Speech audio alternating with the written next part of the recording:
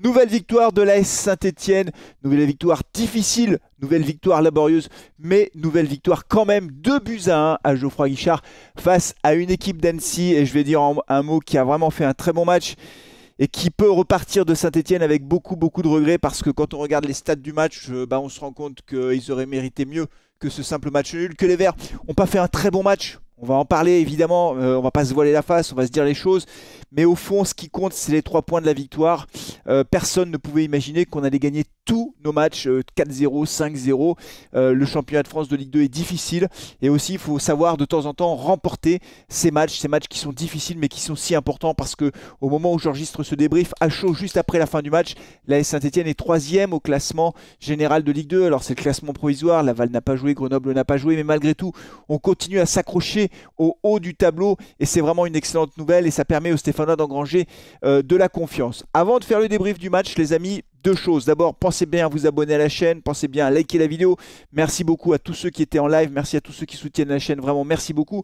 Et restez jusqu'à la fin, en tout cas pour ceux qui ont donné le bon pronostic pendant Carton Rouge le Mag. C'était jeudi soir, on avait lancé un concours de pronostics en disant que les deux personnes qui avaient donné le bon pronostic seraient tirées au sort pour remporter une échappe Carton Rouge que je n'ai pas autour de moi d'ailleurs.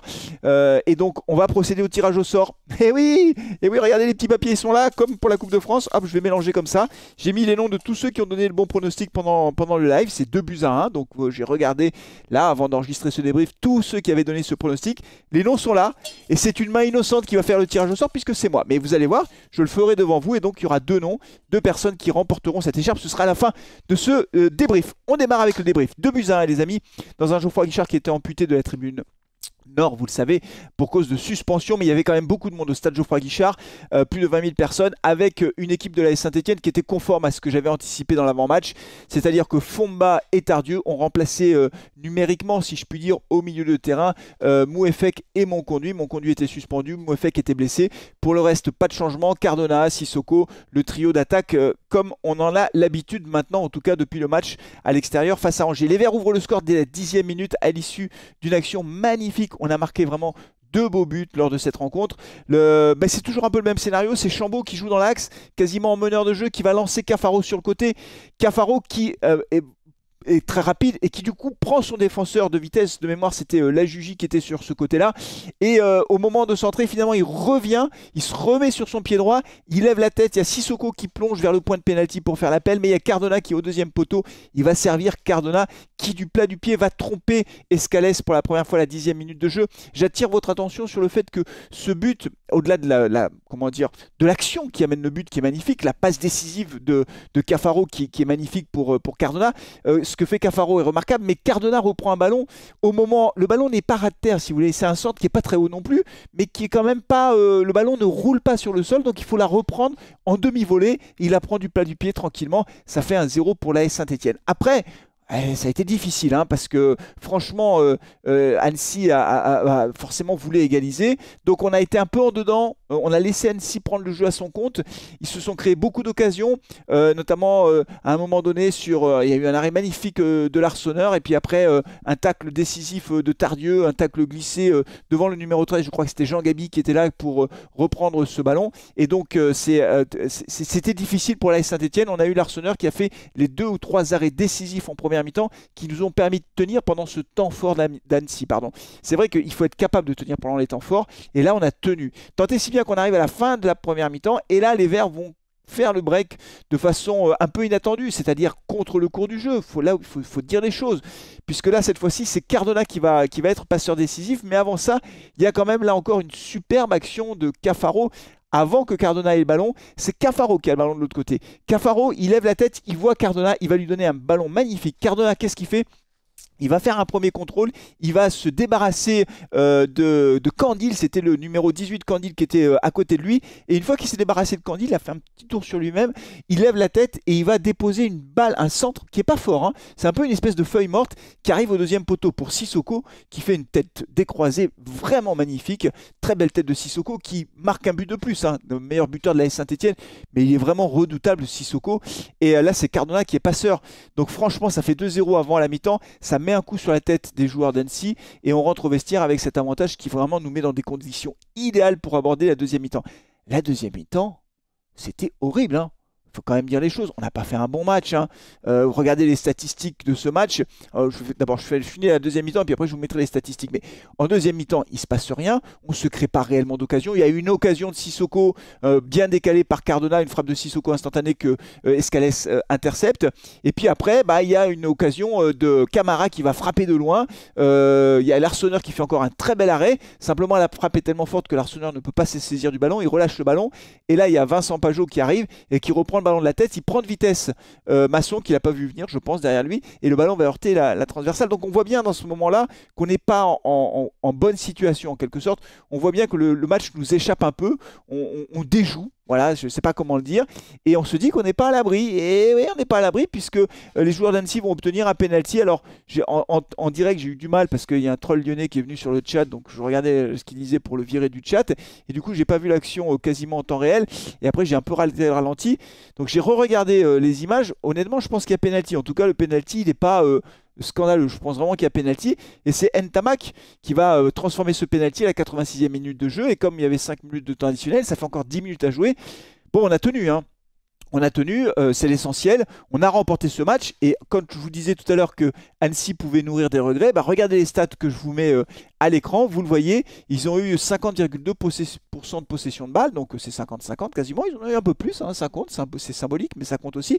Et surtout le nombre de tirs, 15 tirs contre 7 pour Saint-Etienne. Alors c'est vrai qu'on a fait preuve de beaucoup de réalisme. On a été très opportuniste.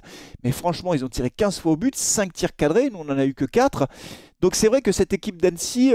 elle est vraiment méritante et je pense qu'elle aurait mérité pour le coup de revenir au moins avec le match nul de Saint-Etienne. J'espère qu'ils vont se maintenir en Ligue 2. En tout cas, ce qu'ils ont montré ce soir, c'est plutôt une équipe vaillante et qui a de vraies valeurs et je leur souhaite le meilleur pour la suite. Nous, les amis, pour nous, c'est parfait. Au classement, je vous l'ai dit, on remonte à la 3e place. On va avoir le match à Paris qui ne sera pas facile. Match déplacement à Paris la semaine prochaine. Et après, dans 15 jours, ce sera le choc. Le choc de ce championnat. Auxerre se déplace à Saint-Étienne dans le Chaudron. Un Chaudron qui sera plein, sans aucun doute. Et donc là, ce sera vraiment l'heure de vérité parce que, je vous dis comme je le pense, cette équipe d'Auxerre va terminer première du championnat. Moi, j'avais été très impressionné par leur match face à Saint-Étienne quand ils nous ont battus 5-2 à domicile. Je les avais trouvés vraiment bien meilleurs que les Verts et je les avais trouvés bien meilleurs que toutes les équipes que j'avais pu voir. Et ça se confirme. Au classement, ils sont très très loin devant. Nos amis auxerrois, ils ont un match de moins, mais ils ont 50 points. Donc, vous voyez, nous, on a 40 points, on est 9 points derrière. Ils ont un goal average de plus 25. Ils ont une attaque 50 buts. Ils ont une animation offensive incroyable. Donc, ce sera vraiment le choc de cette journée. Et on verra ce que les Verts ont dans le ventre, en quelque sorte. Ce sera vraiment, là, l'heure de vérité. Je l'avais déjà dit pour le match face à Angers, mais ce sera la vraie heure de vérité. Si on bat Auxerre, c'est sûr que là, pour le coup, vraiment, on peut nourrir de grandes ambitions. En tout cas, l'ambition de terminer dans les 3 premiers. Je ne sais pas si on pourra terminer deuxième. La deuxième place, elle n'est pas hors de portée. Je ne sais pas ce que va faire Angers lors de cette journée. Je crois qu'ils se déplacent à Caen. Mais ils ont 46 points. Voilà, nous, on est à 5 points derrière. Au goal average, ils en ont 12. Donc, nous, on en a 8. Donc, voilà, ça peut aller vite, vous savez. Donc, il ne faut pas s'enflammer. Encore une fois. C'est moi qui dis ça, je suis désolé. Il ne faut pas s'enflammer, mais ce championnat est relancé. Les Verts sont relancés dans la course pour la montée, c'est l'essentiel. Il restera 12 journées à jouer. Voilà, 12 journées, 36 points attribués. Bah, tout peut se passer dans le foot. Les Verts engrangent des points, ils engrangent de la confiance. Et même dans les matchs où on est moins bien, comme dans le match, comme on l'a pu le voir face à Annecy, bah, on arrive finalement à assurer l'essentiel, c'est-à-dire à assurer les 3 points de la victoire. Allez, un mot quand même sur les performances individuelles. Je ne vais pas passer tout l'effectif en revue parce que ce serait un peu trop long, mais quand même, je voudrais dire 2 mots. On va commencer par l'attaque, si vous en êtes d'accord. Cafaro confirme passeur sur le premier but. Sur le deuxième but, il est décisif aussi, malgré tout, même si ce n'est pas lui qui est le passeur. C'est lui qui fait l'avant-dernière passe, c'est très important aussi. Cardona, franchement, il n'y a rien à dire. À Angers, il a été décisif, 2 fois buteur. Là, il est buteur et passeur, donc c'est très bien. Sissoko, il confirme. Donc là, c'est vrai qu'on a un trio d'attaque qui commence en plus à se trouver, c'est-à-dire qu'on sent qu'il commence à y avoir des automatismes, donc bravo. Au milieu de terrain, peut-être un petit bémol sur Fomba qui n'a pas été exceptionnel, je trouve. Voilà, je n'ai pas trouvé excellent. Bon, mais il ne faut pas non plus lui tomber dessus. Voilà. Je voudrais juste dire un mot quand même sur un joueur, plus qu'un mot, 2 joueurs. L'Arseneur a fait un très bon match, il a été décisif au moment où il le fallait, et c'est lui aussi qui nous permet de rester dans le match, hein. Il a fait les arrêts qu'il fallait, mais vraiment, Michael Nadé, c'est incroyable. Il a mis Batubisinka sur le banc, et il a encore fait un gros match. Je l'ai trouvé plus décisif que Briançon.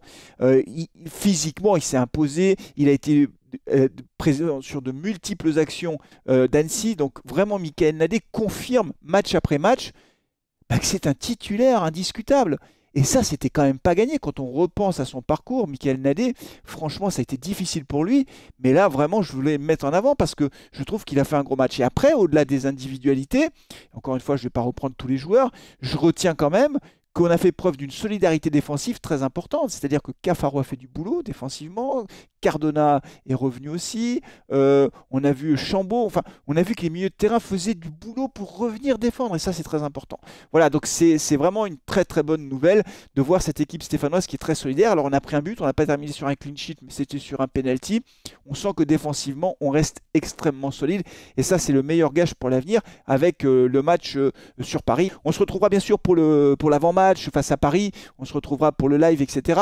On a le temps d'en parler, tout ça. Maintenant vient l'heure du tirage au sort. Oui, le tirage au sort pour savoir qui a gagné l'écharpe. Et voilà, je vais le faire tout de suite les amis. Donc il y a 2 noms à tirer parmi les vainqueurs, enfin ceux qui ont donné le bon pronostic de buts à 1 pendant le live. Allez, je tire le premier numéro les amis. Oups là, attendez, il y a un numéro qui s'est glissé là, voilà, clac, premier numéro, non c'est pas un numéro. Le premier nom, hop, c'est celui-là, je le prends. C'est Daniel Fourchet. Voilà, Daniel Fourchet, tu as gagné une écharpe Carton Rouge TV. Donc, si tu peux m'envoyer un mail, s'il te plaît, à l'adresse que tu verras en dessous, dans le lien, hein, Studio Arverne, tu m'envoies un mail pour me dire je suis Daniel Fourchet. Donc, il faut que tu m'écrives avec le nom de l'abonnement, évidemment.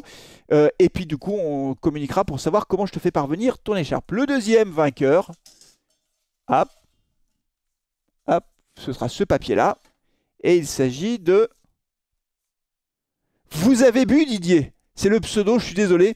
C'est Vous avez bu Didier qui a donné le bon score 2 buts à 1. Et donc Vous avez bu Didier, pareil, il faut m'envoyer un message à l'adresse mail qui apparaîtra en lien description de cette vidéo. Merci beaucoup en tout cas d'avoir participé. Merci à tous ceux qui ont joué. Il y a eu beaucoup de gagnants. Je suis désolé pour les autres, mais il faut bien faire un tirage au sort.